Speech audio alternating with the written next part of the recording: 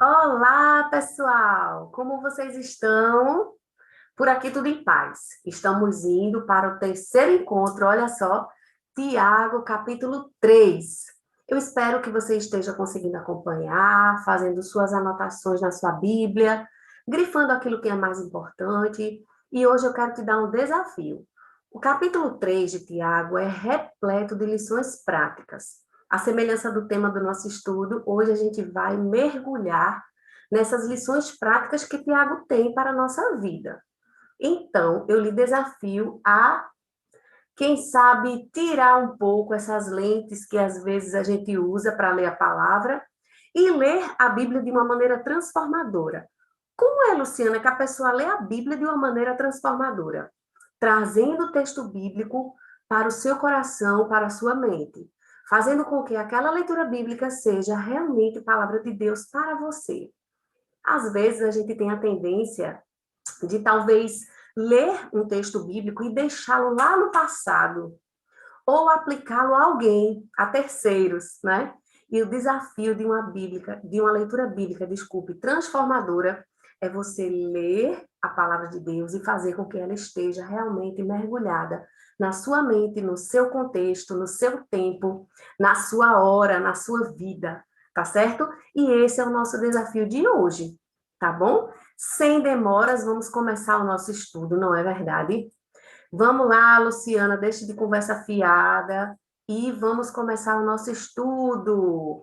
Tá aí a nossa carta de Tiago, Teologia Prática para todo dia. Hoje, então, graças a Deus, o capítulo 3, não é? Vamos juntos? Abra aí a sua Bíblia e já prepare suas anotações, tá certo? Quero lhe trazer para um assunto extremamente contundente em Tiago. Uma das suas teologias mais profundas, que é a questão da Bíblia. Tiago enfoca o assunto da Bíblia por meio de uma advertência sobre o ofício de ensinar. Claro que ele vai fazer inúmeros outros desdobramentos, mas nesse ponto é importante você entender, para que não fique nenhuma dúvida, que os mestres daquele tempo desempenhavam uma função extremamente honrosa na vida da igreja primitiva, muito importante na vida da igreja primitiva. Paulo destaca as pessoas que ensinavam como nos três ministérios mais proeminentes da igreja, e isso era muito importante. Então, tenha na sua mente também que a grande maioria daquele leitor ali, ele era, talvez alguns deles não soubessem nem ler e escrever. Então, a função de mestre, ela estava realmente como que acima dos réis mortais, certo? E isso se verifica de uma forma particular nessas pessoas, né? Indivíduos de classes mais inferiores que não tinham acesso a esse tipo de educação, como hoje é tão comum, né? No nosso tempo, no nosso contexto. Então, não é de se surpreender que os cristãos eram atraídos pelo ofício do Ministério do Ensino. E Tiago faz assim, calma, calma, você não pode mergulhar em um determinado ministério pelas motivações erradas, não é? Cada um conforme aquilo que Deus lhe chamou. E aí ele diz: não vos torneis muitos de vós mestres. Entendeu o motivo da advertência? É importante você entender. E aí, Tiago, ele aponta um outro aspecto importante, certo? Que eu quero trazer já para vocês, que é a questão do maior juízo. Olha só, às vezes a gente fica sem entender, mas por quê? Coitado dos professores, dos mestres, vai cair o maior juízo sobre eles. Calma! O juízo aqui é uma ideia realmente de talvez um julgamento passível de um rigor maior. Exatamente. Porque traz a ideia aquilo que Jesus nos ensina lá em Lucas 12:48, que aquele a quem muito foi dado, muito lhe será o quê? Exigido, cobrado. Então, a palavra crima aí, ela vem linkada com aquilo que Jesus ensinou. O juízo que ele coloca aqui, sabendo que havemos de receber maior juízo, tem aí na sua Bíblia, no verso 1, você vai entender que esse juízo está linkado com o que Jesus quis ensinar, com o que Jesus ensinou a todos nós, que é a questão de muito será cobrado a quem muito se foi dado, tá certo? Vamos em frente, Luciana, sem mais conversa, que o capítulo 3 é menor, mas ele é bem cheio de detalhes, e a gente vai vencer todos eles. Verso 2. E aí, abriu aí na sua Bíblia? A língua como a parte de controle mais difícil do corpo. Olha só, esse assunto da língua, ele foi criado no tempo um bafafá, porque Tiago trouxe isso. Mas deixe eu lhe dizer que esse assunto do controle da língua não é novo, não é novo. Desde o Antigo Testamento, é uma ferramenta muito utilizada de ensino a questão do falar ponderante, do falar coerente. Repare só, Provérbios 10, 8, Provérbios 16, 27, 28, Provérbios 18, 7, 8, tudo isso você vai ver no Antigo Testamento, inúmeras lições. Eu catei algumas de Provérbios porque são mais diretas, não é? São mais diretas. Mas Tiago admite que nós tropeçamos por muitas causas, não é? Não é assim que ele diz. Nós tropeçamos por muitas causas, porque muitas são aquelas tendências pecaminosas que existem no coração do ser humano. Mas aí ele coloca que o falar impuro é um tipo de pecado que corrompe todo o corpo. Repare só, ele se expressa de um modo assim muito interessante. A pessoa que não tropeça no falar é perfeito varão capaz de refrear também todo o corpo. O que ele está querendo dizer? Que a língua ela dá direcionamento para toda a nossa vida. Repare só. E aí ele vai continuando com a questão, nos versos 3 e 4, essas ilustrações que falam realmente que a língua, a semelhança do verso 2, ela traz um direcionamento para a vida. Olha isso, que coisa interessante, né? O perigo que a língua apresenta, um órgão tão pequeno, é porque ela dá direcionamento. Veja como ele colocou as ilustrações. O cavalo e o freio, o navio e o leme, entendeu? São grandes sistemas que são controlados por pequenos órgãos que fazem com que a direção de todo aquele sistema tão complexo vá para onde ele determine. E aí é nesse sentido que Tiago continua a se incluir mesmo nessas censuras, porque ele também está falando a si mesmo, e ele dá também uma aplicação geral à questão da língua, a todos os leitores, tá certo? O verso 3 e 4 é muito interessante e você marque na sua Bíblia, porque essas ilustrações focalizam o controle que uma pessoa, através de um pequeno objeto, né, como a Bíblia, ela exerce sobre uma coisa tão grande, certo?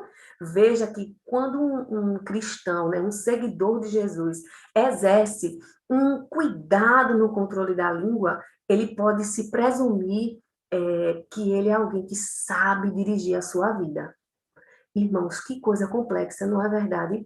Veja que Tiago está colocando a questão aqui no verso 3 e 4, como que toda a nossa vida, todas as áreas da nossa vida fossem dirigidas pela língua. Casamento, estudos, igreja, seguimento a Jesus, vida emocional, vida espiritual. Olha só, como a língua ela tem o poder de direcionar o ser humano. E isso é muito sério, muito importante. Veja que o enorme volume do navio é direcionado pelo leme, tá certo? Que não tenha dúvida sobre isso, tá bom? Vamos lá no verso 5, quero trazer para você a expressão gloria-se. Gloria-se de grandes coisas. É uma presunção arrogante diante de Deus, a postura do falar pecaminoso, da língua que não é, então, controlada, tá bom? Quando você pensa essa palavra gloriar-se, geralmente ela é usada em sentidos negativos. Uma palavra tão especial, não é? Mas que ela é trazida para um sentido negativo aqui e em outras partes da Bíblia também, porque ele traz aqui a questão do gloriar-se diante de Deus. Gloriar-se tem o sentido de uma presunção de arrogância diante de Deus. Veja isso, não é? Como se a questão do falar, do autocontrole no falar, fosse algo indicativo até mesmo da sua vida de obediência a Deus. Existem algumas pessoas que escrevem bem sobre isso, alguns autores que falam que a questão do seu relacionamento com Deus traz muito do seu relacionamento com o outro e na maneira como você fala com o outro, tá certo? O verso 5, na parte B, eu quero registrar aqui que ele coloca um alcance destruidor, não é? No sentido de um alcance como fogo numa mata ali pronta para ser queimada. É uma tristeza, né, irmãos? Mas o poder da palavra é isso. É esse poder realmente destruidor que pode realmente colocar fogo em muitas situações e trazer para nós todos consequências difíceis. E aí, em Provérbios 16, 27, você pode aí captar a ideia, né? À luz do Antigo Testamento, quando a gente faz um paralelo com a questão das paixões desenfreadas. É aquilo que não tem controle, que saiu da sua rota de controle, certo? Veja que comparação interessante, não é? Tiago, naquele tempo, não é? Já trazendo coisas tão atuais para todos nós. Versos 6 e 7, vamos lá? Já leu aí na sua Bíblia o verso 6 e 7? Se não leu, leia e faça a sua anotação. A expressão grega, e aí eu quero muita atenção de você. A língua adorna a injustiça. O que é um adorno de injustiça? Eu achei isso fantástico, porque no grego ele traz a palavra cosmos e aí ele dá essa conotação de que a língua ela adorna a injustiça, ela enfeita a injustiça. Vede realmente como a língua é um fogo, não é? É implícito no verso 6 realmente esse poder que a língua tem. E aí o significado de adorno traz uma linguagem de floreio a fim de tornar o quê? Atraente o pecado. Veja, né? Tiago enfatiza um grande mal inerente à língua, que é a quantidade ou o volume de iniquidade. Através da língua, a gente é capaz de assumir uma caminhada de pecados desenfreada. Eita, irmãos, que dificuldade, né? E aí, a semelhança dos versos anteriores, contamina o corpo inteiro e é o oposto da religião pura. Por que o oposto da religião pura, Luciana? Porque a religião pura, ela é completamente livre daquilo que é a contaminação dos valores do mundo. Ela é pura, não é contaminada, não tem mácula, não é? E a questão da língua, ela pode estar nos levando para atitudes realmente pecaminosas. Certo, gente? Prestem bem atenção nisso. Eu quero trazer para você o verbo domar. Por quê? Porque no verso 7 tem uma curiosidade. Adoro curiosidades, ó. É o plus de quem lê a Bíblia, não é? O plus, fica atento às coisas especiais. Quando ele coloca aí a palavra domar, ele dá uma ênfase na natureza indomável na Bíblia, da língua, de uma natureza indomável da língua, certo? E diz até que a língua recebe o seu poder do inferno, certo? Quando ele fala isso, é porque a língua ela tem o poder de destruir, de afastar, de destruição e facção, entendem? Por isso o poder é infernal. A gente já viu que a ação de Deus ela é contrária à divisão, ela é a união, a reconstrução, não é verdade? O ágape é a reconstrução, é o renascer, não é? Somos renascidos em Deus, certo? E o inferno, as forças malignas, elas têm a ação contrária de Deus, elas afastam, destroem. Por isso que a língua é um instrumento do inferno. Olha a responsabilidade por causa do poder faccioso, do poder de dividir, de tornar a facção, tá bom? Preste bem atenção nisso, tá certo? E aí ele cata essa palavra do mar do Gênesis, da história da criação, quando ali a humanidade, Deus deu a missão de dominar as espécies, de domar as espécies. Para a gente entender no grego a palavra domar, a gente pode entender uma carruagem. Tiago, no capítulo 3, a gente já viu, no verso 3, ele fala sobre isso. E o sentido é realmente como um homem condutor de uma carruagem. Ele está ali conduzindo, domando, ele tem o controle sobre a língua, tá certo? Como um piloto de um navio. e como o domínio da humanidade sobre a criação. Tá bom? Entendeu direitinho? Posso passar para o verso 8? Tô indo, hein? Vamos lá. O verso 8, deixa eu colocar logo o 9 aqui que vocês já vão vendo. No verso 8, ele traz um contraste. A língua aparece primeiro para fazer um contraste. O homem pode dominar animais. Entendeu o sentido de dominação, de domar, como aquele que dirige uma carruagem, aquele que está ali no navio dando direcionamento, está sob controle. Então ele diz que o homem domina animais, mas a língua ninguém pode domar. E eu, como gosto muito de Agostinho, me lembro que ele escreve sobre isso no comentário e fala que domamos a língua com a graça de Deus. Agostinho reconhece isso, que a língua é um instrumento tão difícil de se domar que somente com a ajuda de Deus e com a graça de Deus é que ela pode ser, então, dominada. No futuro aí, nos próximos versos, a gente vai ver um pouquinho mais sobre isso. Verso 9, passei. Tiago lhe atribui um sentido ambíguo, ambiguidade, tá certo? E ele considera isso como deplorável. Qual é essa ambiguidade? É o poder que o homem tem em mente. É aquele ânimo dobre dividido que a gente estudou, acho que foi no capítulo 1, do ânimo dobre dividido, um ser humano dividido, que tem dentro do seu falar uma natureza contraditória. Olha isso. Que natureza contraditória é essa? A de bem dizer e a de mal dizer. O plus de hoje também, outro plus, segundo plus. Primeiro foi o de domar, agora o segundo plus é o da bênção. Repare só. A bênção de Deus era uma parte proeminente da devoção judaica.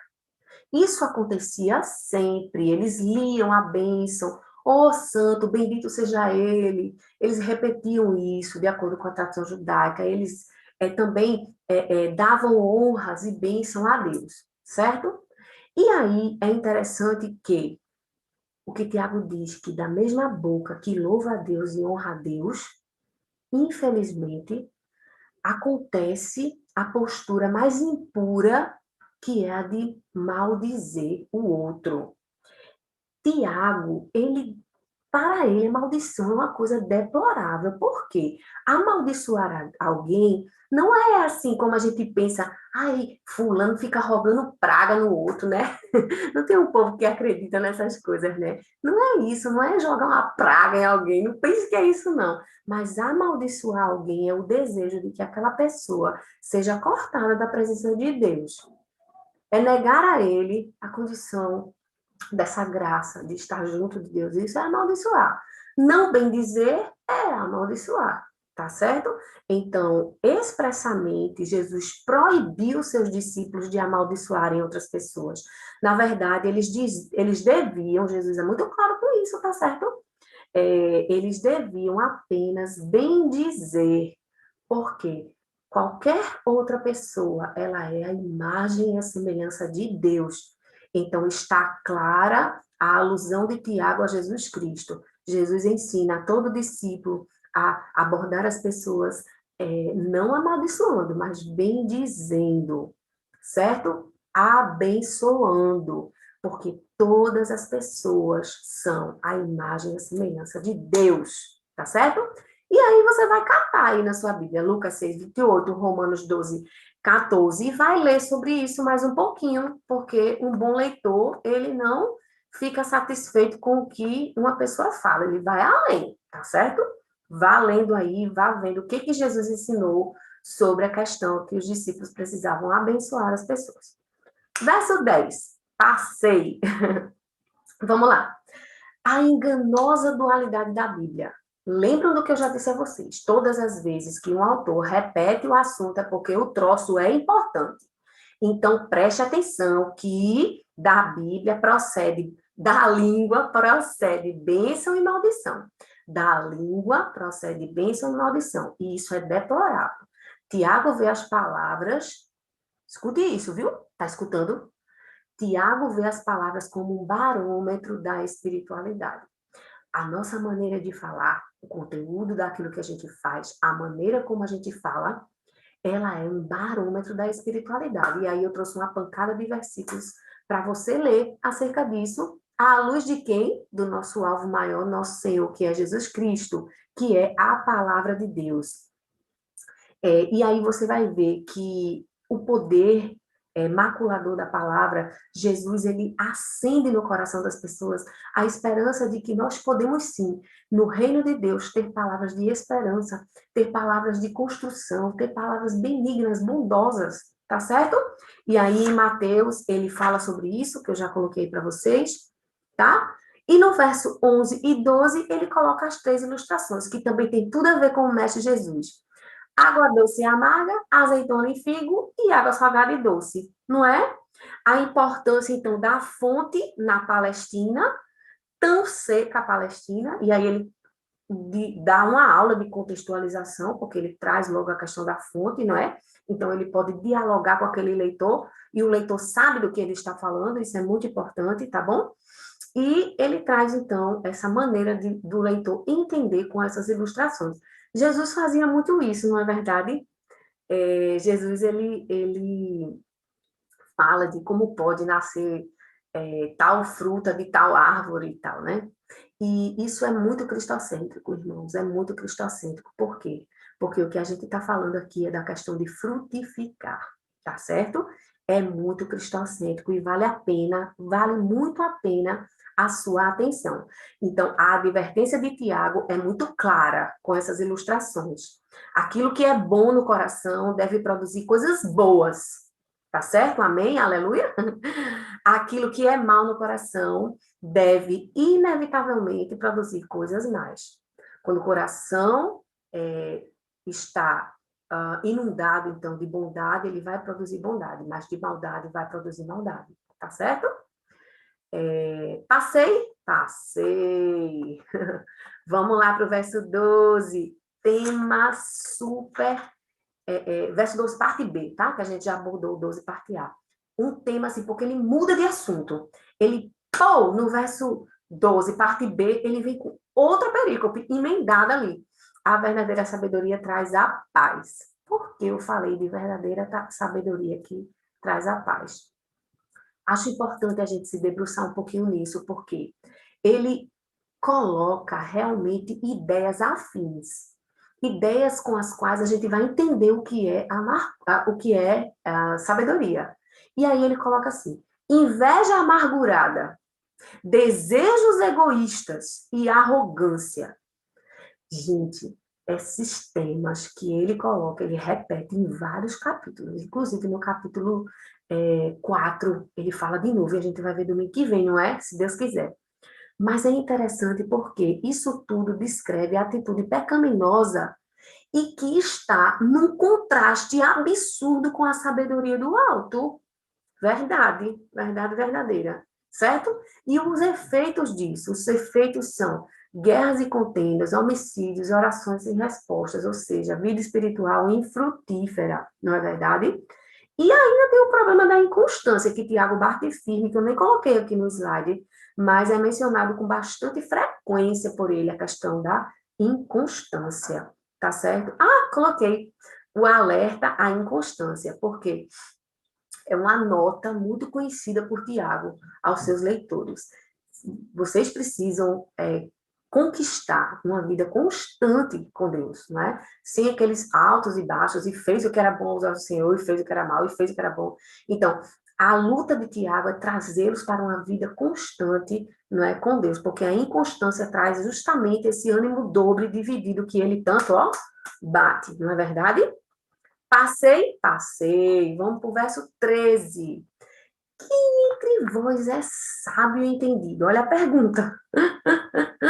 Se você disser sábio, demonstre então a sua sabedoria pelas obras que a verdadeira sabedoria produz.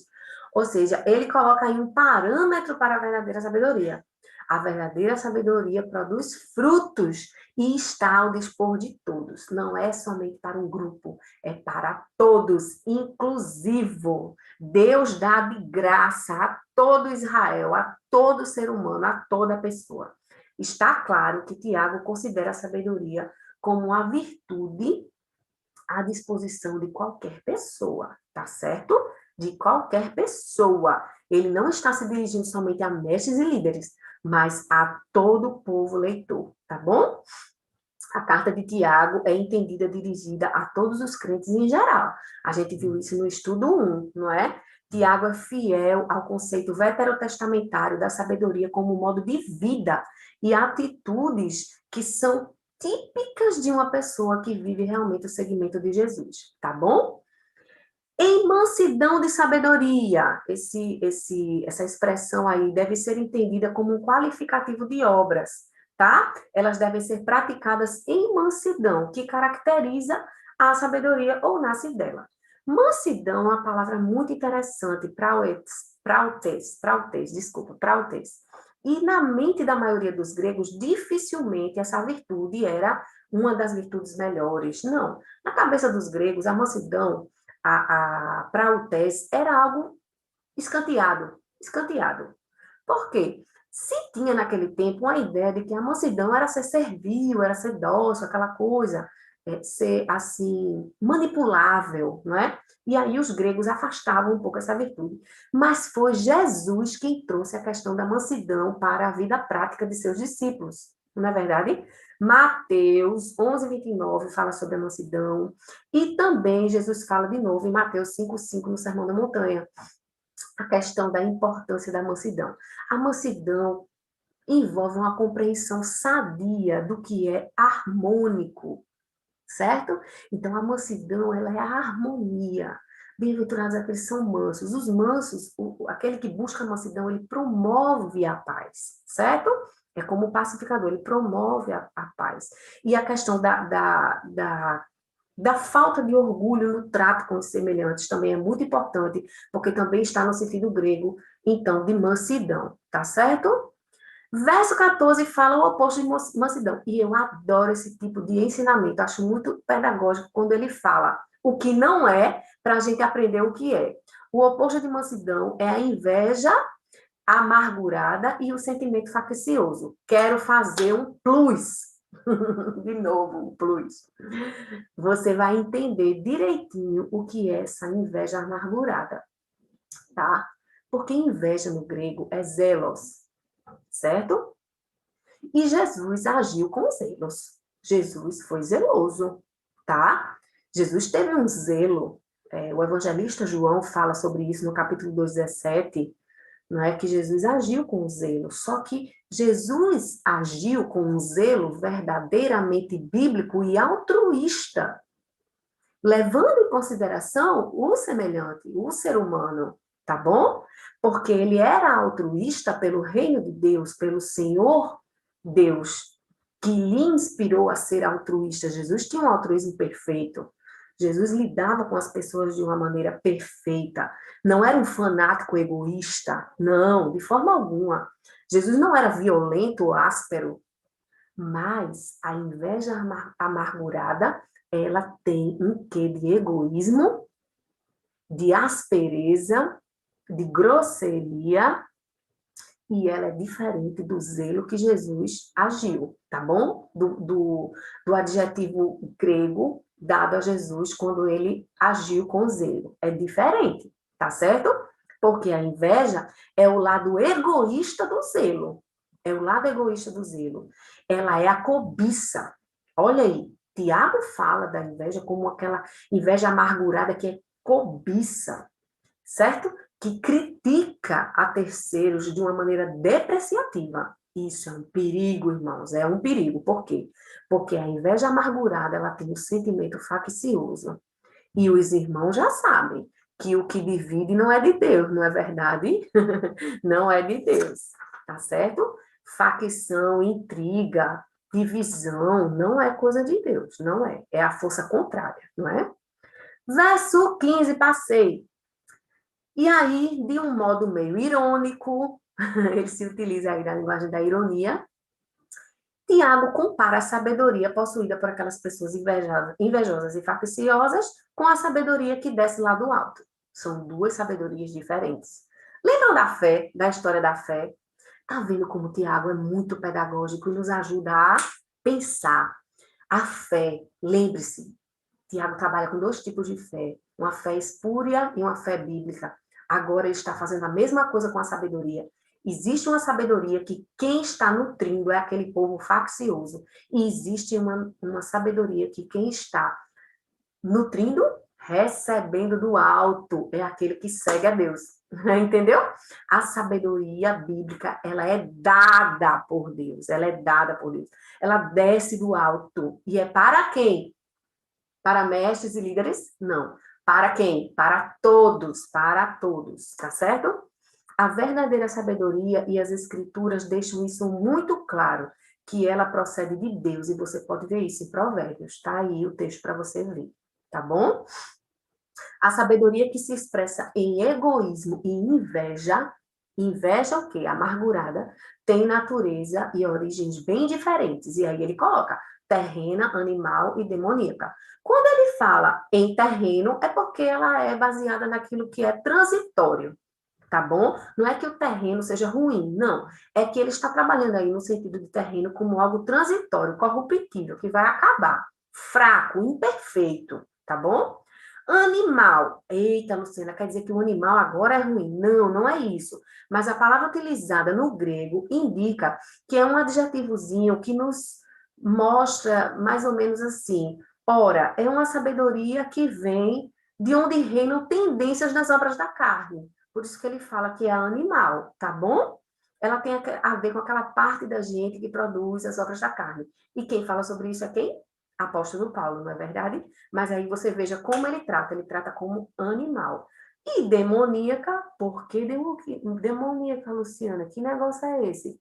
É o que está explicitamente em contraste com o que é espiritual. O que é demoníaco aí está em contraste com o que é pertinente a Deus, tá bom? Ocorre no grego aqui e pode significar que a sabedoria, ela é demoníaca em sua natureza ou mais provavelmente em sua origem, tá bom? É uma sabedoria originária, não de Deus, mas daquilo que é demoníaco. E aí, em suma, se caracteriza pelos valores do mundo, aqueles sistemas que são opressores, não é? Pela carne e pelo demônio, tá bom? Ficou bem entendido isso aí? E é contrário a quê? A sabedoria que desce lá do alto, tá bom? Que é vinda de Deus e que a todos dá de graça. Verso 16. A falsa sabedoria produz frutos perigosos. Gente, é tão interessante porque os frutos da falsa sabedoria você já sabe quais são, tá bom? Ele traz confusão e toda espécie de coisas ruins, tá? E aí a palavra utilizada no grego é justamente a palavra para confusão. Confuso, bagunça. Uma bagunça, uma confusão, não tem núcleo, não tem centro, está dividido. Opa, dividido, lembra o quê? Ânimo dobre. A sabedoria falsa, ela é produzida em pessoas que estão ali divididas no seu ânimo dobre, tá bom? Vocês lembram dessa expressão, não é? A gente usou desde o primeiro estudo do primeiro capítulo, tá? Aí, agora, no verso 17, porque Tiago acabou de descrever no verso 15 o que a sabedoria não é. Agora ele vai dizer o que a sabedoria faz. E eu adoro isso. O que a sabedoria faz? O que ela é? O que ela produz? Ela faz alguma coisa, faz sim. E aí, olha o link, o plus. Gálatas 5, 22 e 23. Você sabe do que se trata isso. O fruto do Espírito. Gente, que coisa linda! Os efeitos que a sabedoria divina produz estão altamente linkados com o fruto do Espírito que Paulo ensina. E aí ele coloca aí, em primeiro lugar, eu quero destacar a pureza, o agnos, que é essa questão moral, essa irrepreensibilidade moral, que em 2 Coríntios 11, 2 você pode ver. Mas também ela é o quê? Grave aí na sua Bíblia. Grife, grave não, grife. Pacífica, indulgente, tratável, plena de misericórdia e bons frutos. Gente, é interessante porque tem um jogo de palavras aí. Porque pacífica, indulgente, tratável, elas vêm todas com o mesmo radical no grego. tá? E plena de misericórdia também. E ele coloca elas todas começam com E. Aí ele coloca todas juntas para que o leitor, ó, decore. Não é legal? E depois ele vem dizendo aí que ela é imparcial, sem preconceito, sem divisões e inconstâncias, sem fingimento. Fiquei pensando, meu Deus, no grego, o que será fingimento? E aí fui dar uma pesquisada e olha aí, ó. Fingimento é um tipo de exibição daquilo que não é. Olha aí, fingimento, falsidade, mais pretensões, pretensões erradas, pretensões falsas. Isso é fingimento, tá certo? Ela é indulgente e tratável. Ser indulgente é ser bondoso, é estar pronto a se submeter, indisposto a fazer exigências rigorosas demais, sabe? Aquela pessoa que ela é mais fácil de se lidar. Sei que você é assim, eu também, Deus está nos tratando nisso, né? Aquele que sabe dialogar, entende, gente? A pessoa tratável e a indulgente, elas estão bem ligadinhas, porque é a habilidade de se abrir ao outro, de conversar. E aí eu quero registrar uma coisa: diálogo não é pecado. O diálogo é bom, ele é importante, é bíblico. O Tiago está falando aí, gente. A gente precisa ser tratável. Ser tratável é saber dialogar. E é diferente, porque você pode saber dialogar sem necessariamente negociar princípios inegociáveis. O núcleo, é claro que a gente não negocia. Jesus Cristo é o nosso único e suficiente Salvador, isso é inegociável, por exemplo. Mas existem muitas coisas que a gente pode sim dialogar, não é verdade, irmãos? E tentar evangelizar com esse diálogo criativo, construtivo, tá bom? Isso tudo é fruto do Espírito e é também fruto da sabedoria divina, tá bom? Passei. Eita, minha gente, esqueci de dizer uma coisa para vocês que eu anotei aqui. Tiago fala muito da questão da constância no verso 17, mas ele também ainda dá um último adjetivo que eu quero colocar para vocês, que é o sem fingimento, sem exibições e pretensões, porém, numa sociedade que tende à inteligência e à esperteza, os cristãos devem afirmar que os valores alistados por Tiago são os que, na realidade, permanecem e devem ser desejados, ou seja, o que Tiago está dizendo? Que a gente precisa desejar ser sincero, tá? Eu ia esquecendo de dizer isso para vocês. Verso 18. E é o último verso do capítulo 3, tá bom? Veja que é um capítulo menor, mas super denso, né? Cheio de coisas interessantes. Verso 18. A fim de lhe conferir uma ênfase especial, o versículo 18 destaca um atributo da sabedoria, que é uma natureza pacífica. E isso é muito especial. Por quê? O que é uma natureza pacífica? Tiago está. Eu acredito, sabe, irmãos, que o desejo de Tiago era retirar da vida do leitor toda e qualquer amargura e dissensão. Porque ele bate tanto nessa tecla, bate tanto. Por volta desse tempo, por volta dessa época, existia muita perseguição, como a gente já viu, inclusive no capítulo anterior. Então, esse tipo de perseguição estava causando divisões, e essas divisões estavam despedaçando a igreja. Por isso, a importância de um orientador espiritual, que seja realmente alguém usado por Deus e que traga a palavra de Deus para aquele leitor. E aí, esses pacificadores, eles promovem a paz. Esses pacificadores que ele tenta tanto ensinar, olha, seja um pacificador. E é o tipo de pessoa que tem condições em Deus de criar uma atmosfera de paz. Uma atmosfera de paz. E dentro dessa atmosfera de paz, produzir o fruto da justiça. Fruto da justiça não se produz no meio de guerra. Fruto da justiça se produz dentro de uma atmosfera que o pacificador sabe como construir, porque ele é orientado pelo Espírito Santo de Deus. Isso é muito importante. Olha, gente, grave isso, tá bom? E o que é, então, o fruto da justiça? O que é o fruto da justiça, para a gente terminar? é uma conduta agradável a Deus. E aí eu quero que você vá na sua Bíblia, lá em Mateus 5:9, e você vá lá olhar e faça aí uma leitura bíblica transformadora. Bem-aventurados os pacificadores, porque serão chamados filhos de Deus. Amém? Que capítulo especial, não é, irmãos?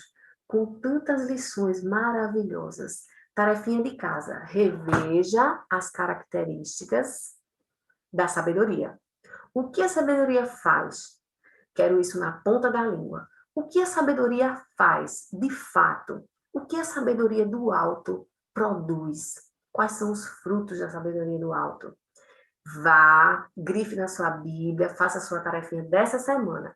E eu espero que o seu inventário da semana passada tenha sido feito, que você tenha realmente entendido o que Deus lhe disse acerca do que é fé e o que você disse a Deus acerca do que você está fazendo por Ele em resposta a essa fé bíblica que Ele, então, alimenta em nossos corações, tá bom? Deixa eu voltar aqui a minha tela para eu me despedir de vocês, tá? Então, semana que vem a gente vai ver os capítulos 4 e 5, tá certo? Vou tentar enxugar o máximo possível para que a gente possa reter o conhecimento de uma maneira bastante produtiva, tá bom? Que Deus abençoe a todos vocês, que dê uma semana de paz e debaixo, então, da sabedoria do alto, da sabedoria que Deus a todos dá. Tchau!